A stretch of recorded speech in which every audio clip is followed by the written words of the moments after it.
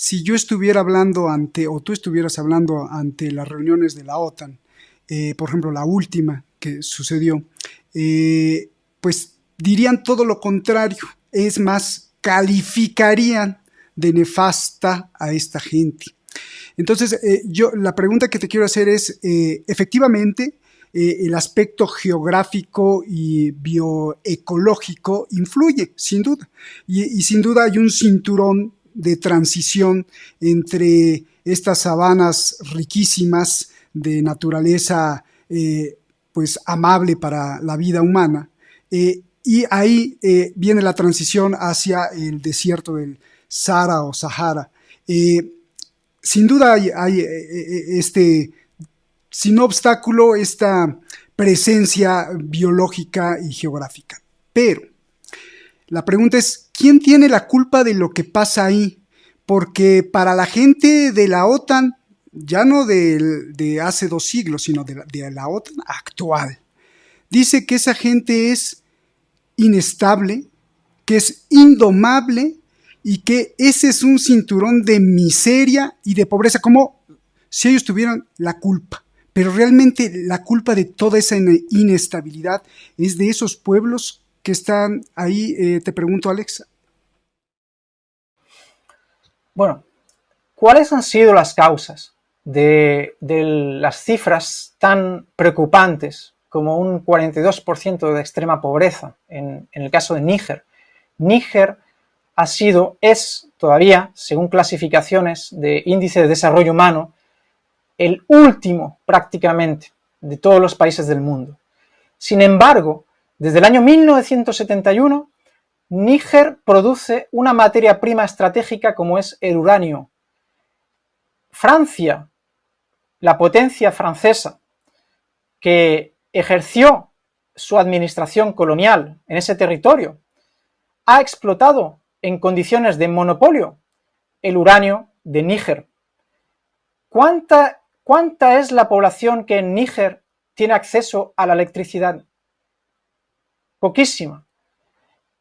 Estamos hablando de alrededor de un 10% de la población de Níger tiene acceso a la electricidad, mientras que el uranio de Níger provee a las centrales nucleares francesas y también a nivel europeo. La energía, las materias primas africanas han sido realmente el objeto de un saqueo sistemático, lo cual es algo que no se puede negar.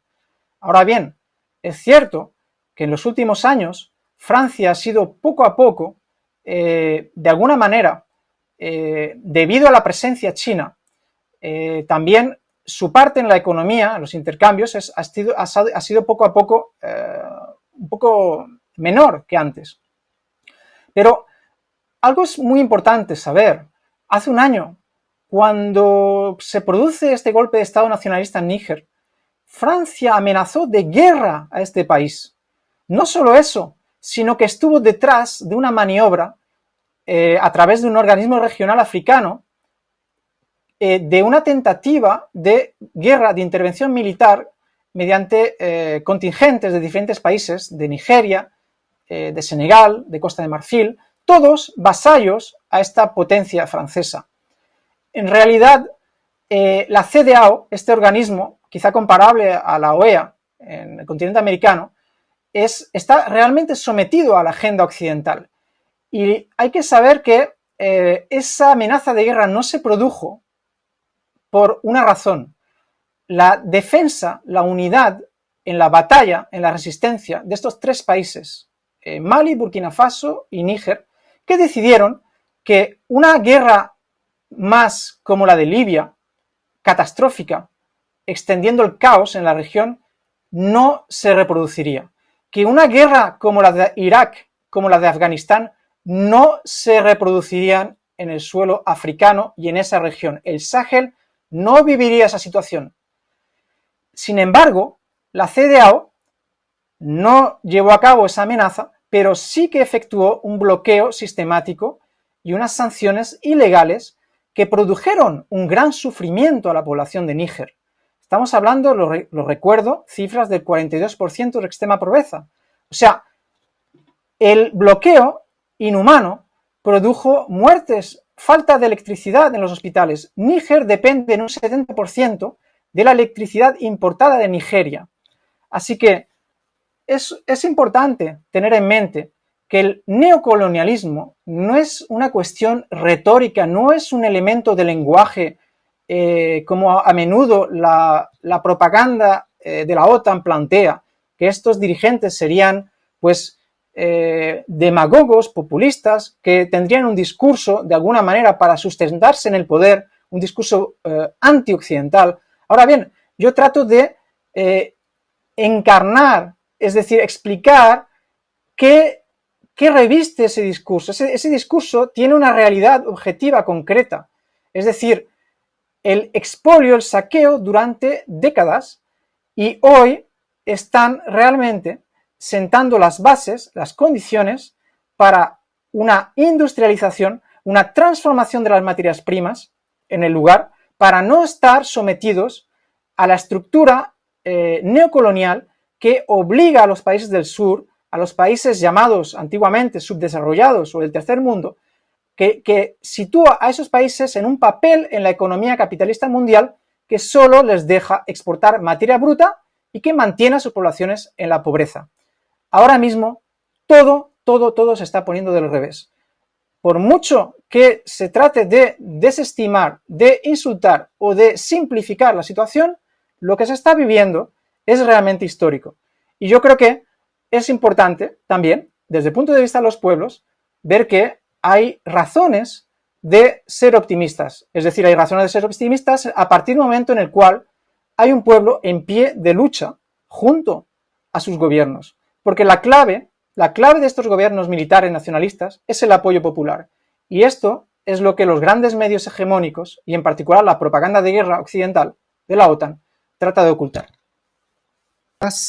En cuanto a lo que viene al futuro, porque hay varios elementos, Alex. Está el elemento chino, que si bien no pretende una desestabilización a la manera de el colonialismo o imperialismo estadounidense o colonialismo europeo o el neocolonialismo de las corporaciones que ya superan más que las decisiones propias de la Unión Europea, sí está prácticamente permeando en todos los negocios en China, en China, en todos los negocios en África, y tiene comprados pues ya prácticamente el paso de muchos puertos. Este ingrediente, ¿cómo afectará el futuro? Más el ingrediente doble de Rusia. Por una parte, las políticas del Kremlin, y por la otra, pues ejércitos privados como Wagner, y aparte, pues obviamente, el no querer perder, que ya hay mucho del terreno perdido, de influencia tanto de Estados Unidos como de la OTAN.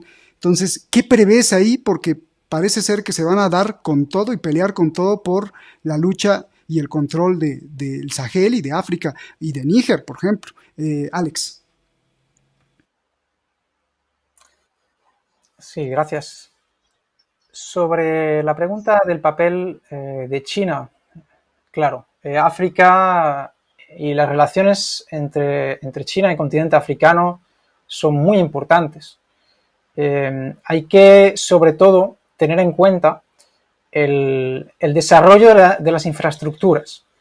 En este caso, no creo que sea comparable al tipo de infraestructura construida durante el periodo colonial. Eso en primer lugar. Creo que el desarrollo de la infraestructura china en África se realiza bajo otras condiciones. Voy a dar un ejemplo del caso que he estudiado, en el caso de Níger.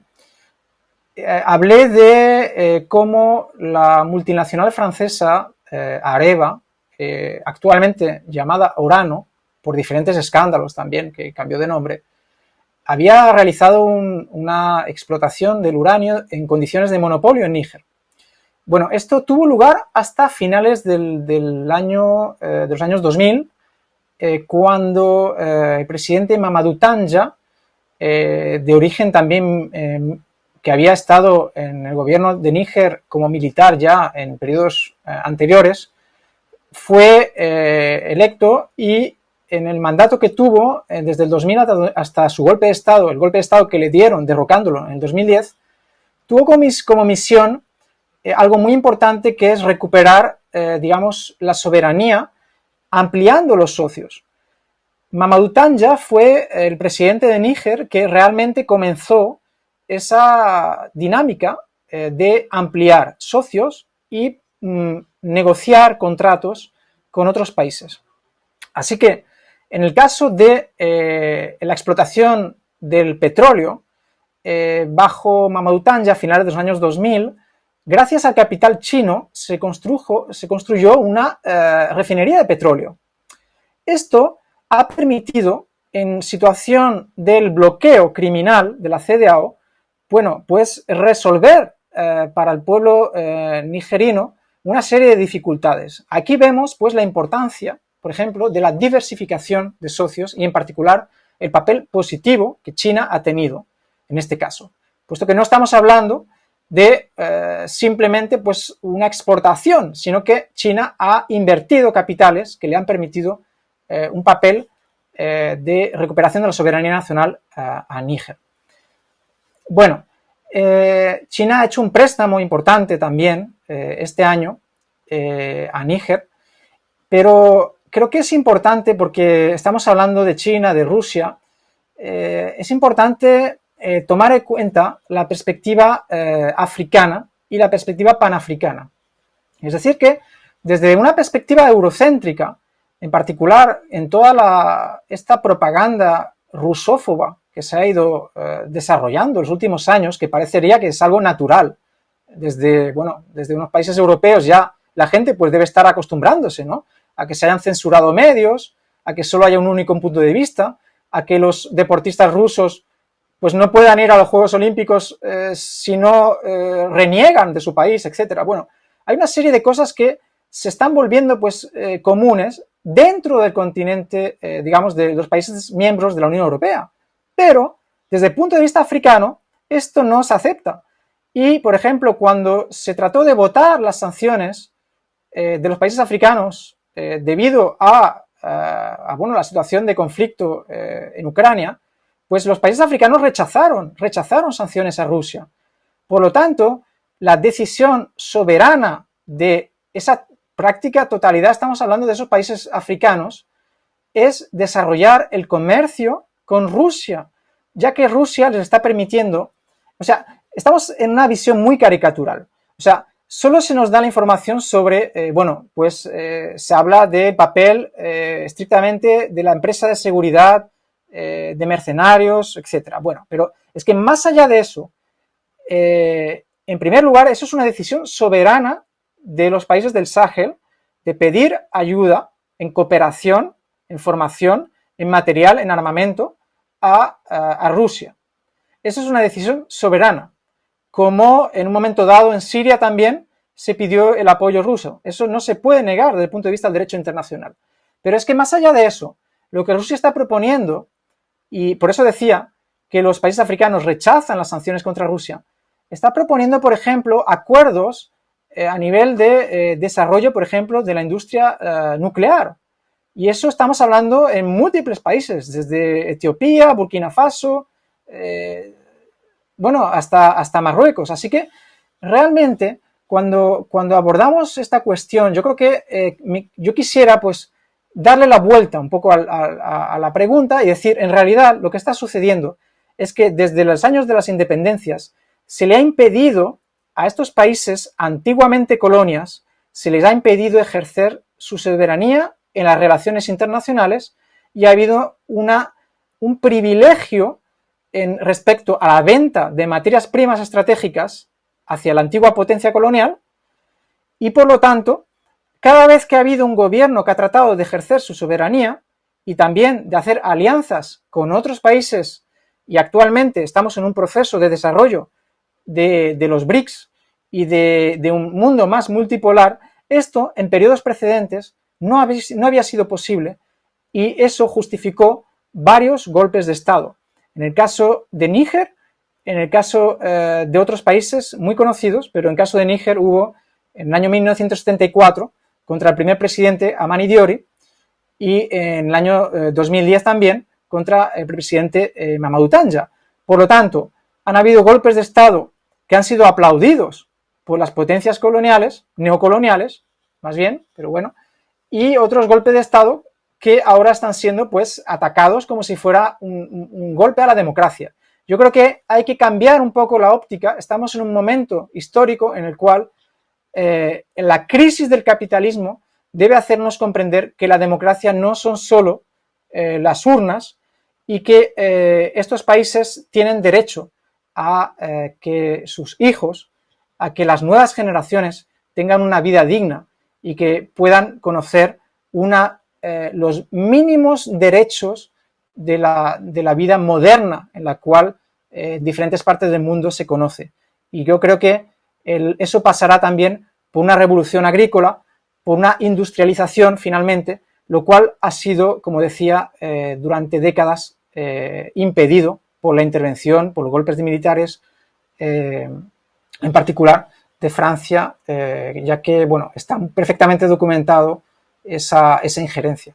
Así que yo creo que lo que está sucediendo, esta revolución panafricana en el Sahel, es una muy buena noticia y creo que los pueblos, como decía José Martí, deben conocerse los unos a los otros como si estuvieran librando una batalla juntos.